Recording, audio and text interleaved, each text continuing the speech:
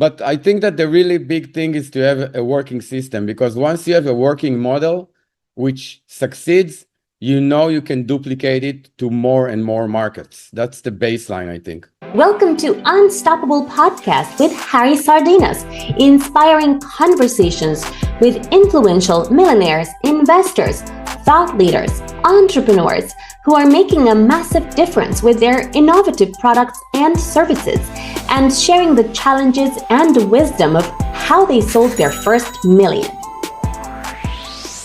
They have to be able to talk about your product if it's for you.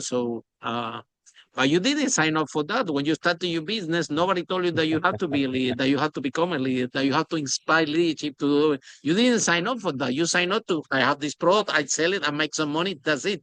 So when do you realize that, oh my God, if I really want to grow, I need to learn about this leadership thing, then I didn't sign up for it. And if I don't do that, I will never be able to grow. When do you realize this? So I have to tell you a secret. Every person is a leader of their life. Now, it begins in leading your own life.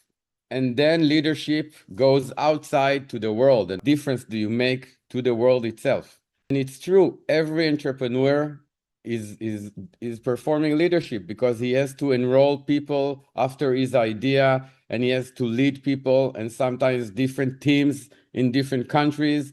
And I think that everyone should start, first of all, by leading themselves, learn about leadership, and then practice leadership, and then really manifest that to the outside world, to your team, to the other country's team, and so forth. And leadership is all about making a good difference to the world.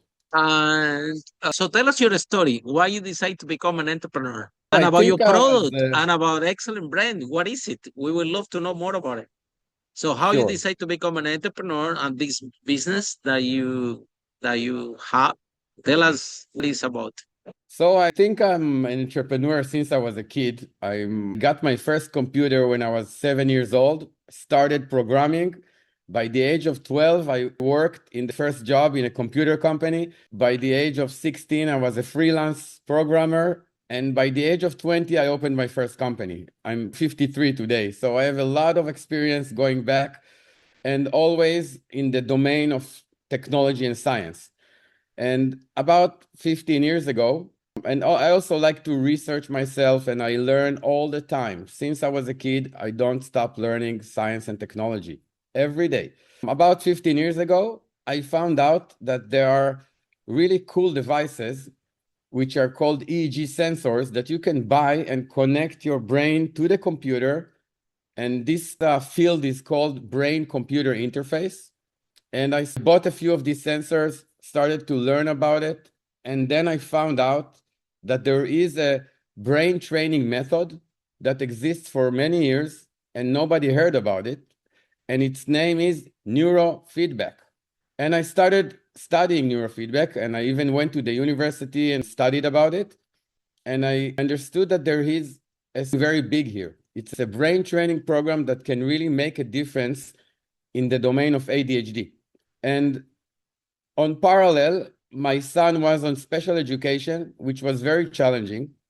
Then one day I connected the dots. I told myself I can build something here which will make neurofeedback affordable, accessible, and usable to almost anyone.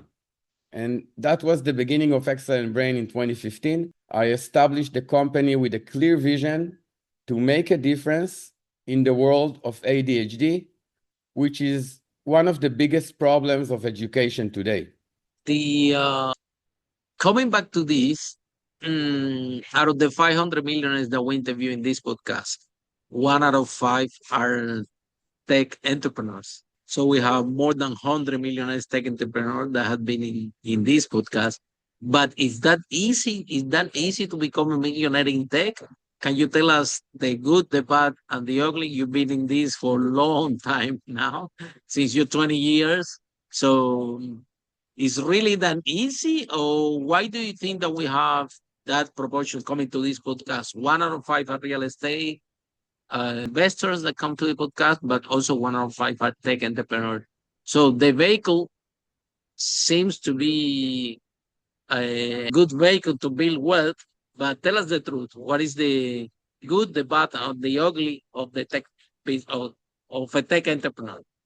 Especially someone like you, they a tech entrepreneur and is around for a long time because tech is very volatile. Easy, it's not. Actually, it's very, very hard. You really have to go and prepare for a long walk like that. And but the good side is that technology is something wonderful and fascinating. And once you really get and invent a good idea, and it's based on real technology, you have a big leverage because you have something to really manifest, grow yourself. So I think that the ugly part is that it's very hard to be an entrepreneur and to grow a company and to deal with employees and challenges and banks and loans and whatever. And the hard part is raising funds, getting investors to invest in you, because you have to really prepare the company and bring it to a stage that the investor will be interested. And the fun part is to really manifest your idea. It's fascinating to invent something and then it's like a baby. It's born to the world and people use it and you help improve people's lives. So the satisfaction there is really very. So it's my understanding that Israel, when you base, is a good tech hub, and there is a space there that you have over there. You guys have a lot of tech businesses, and then you have funding, and kind of the government of the country or the institution out there, they facilitate some frameworks for tech and entrepreneurs, and therefore you do you think that you got lucky that you're a tech entrepreneur and you are in Israel, and that also help you out a little bit? Because of course, if you are in a tech business and you're in Silicon Valley, or you might be better off that you are in the tech business and you are in Texas. You know what I mean? So, do you think that you have any advantage to be tech entrepreneur to be in Israel, or it's really still hard? It's a very good question. So let's say that I would prefer to be in Silicon Valley. Israel is not such an How easy come? country. How come? It's a lot of funding out there. It's my understanding for tech It's businesses. It's good. it's true that Israel used to be, I'm not sure if it is anymore, it used to be called the startup nation. Israelis, they are very inventive. We have a lot of great companies who grew from Israel that changed the world, like Waze and Checkpoint, and really big companies with high-tech technology. And there's a lot of high-tech startups in Israel.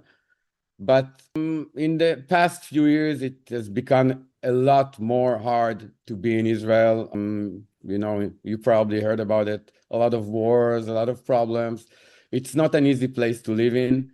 And I'm sure it is easier in the Silicon Valley, that's for sure. But still, Israelis are very inventive. They know how to solve complex problems. And How about funding? How about funding? so, I thought that was it was a lot of support in terms of funding or accelerators and things like that for tech space. Is it still there, or have it's gone a less little than bit? before. It's less than before. But compared to the size of the country, there is a lot of traction to Israel. A lot of investors. We are a very Yeah, small yeah. country, and compared to the size of the country, it's amazing what's happening here. Okay.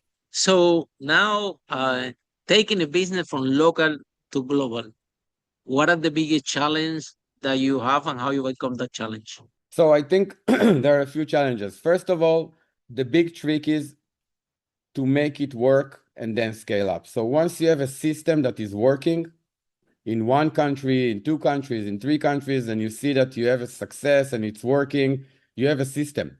And now you have to scale it up. The big challenges, it's that every country is different.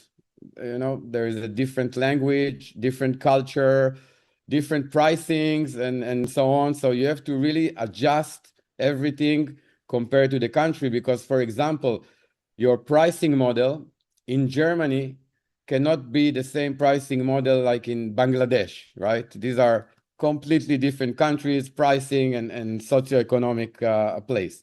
So you really have to consider a lot of factors when you scale up. But as I said, if you have a working maybe system, the type of client also. Maybe in Bangladesh the client could be government. And maybe in Germany, maybe you can sell it direct to consumer because they can afford it, right? For example, for example. So it's also the model.